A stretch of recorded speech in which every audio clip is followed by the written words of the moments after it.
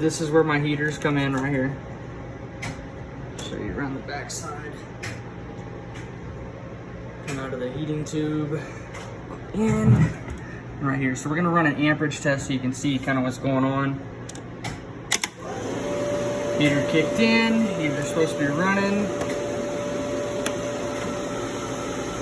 We're not pulling an amperage. There.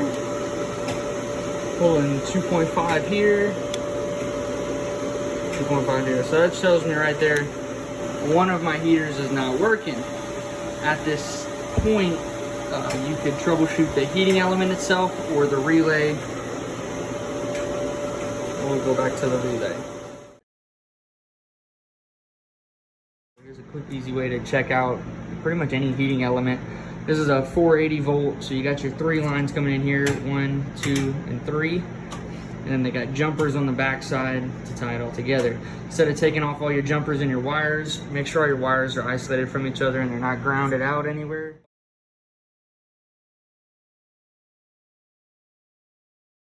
And then simple test, because it's all gonna be in a series, go from here to here.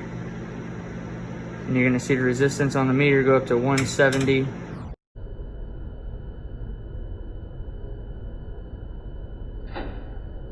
So you're testing 2 heating elements right there. So if you were to take off those jumpers right here and right here, you would actually see half of that, which would be about 80 ohms. So if you wanted to test the other side here, also see 170, and then you can jump across, test there, and also see 170.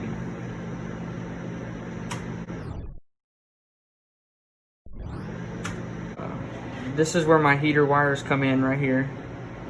So I want to test this relay to find out if it is actually sending 480 volts to the heater. So I'm just going to go ahead and flip the circuit on. I see it pulling in here.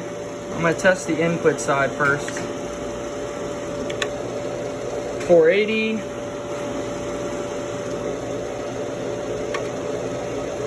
480.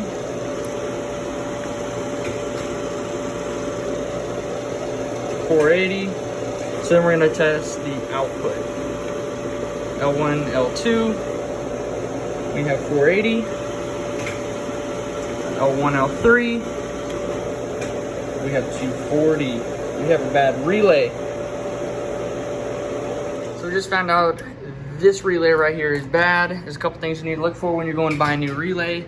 On the side of the relay here, you will see what the coil voltage is. You notice the coil, because usually it's got A1 or A2 written beside it. Here we see 480, 60 hertz. Gotta make sure of that. Usually there's an amperage rating for your contacts. On this one, it's written actually between these two, so I'm not gonna see that until I take it out. And then we need to pay attention to how many sets of high amperage contacts we have. You see T1, T2, T3, and this is 14, normally open and normally closed. These are your control contacts. You don't want to run your actual amperage through these right here. And then make sure that you have the correct number. If you do need your control circuits, that you have the correct number of normally open, and sometimes they even offer normally closed. And actually sometimes there's another piece that clips onto here and you can get add-ons for that as well. That's it. Oh, also, if you need one that mounts on a DIN rail, or if you got a screw mount or something, you might want to pay attention to that too when you go to the store.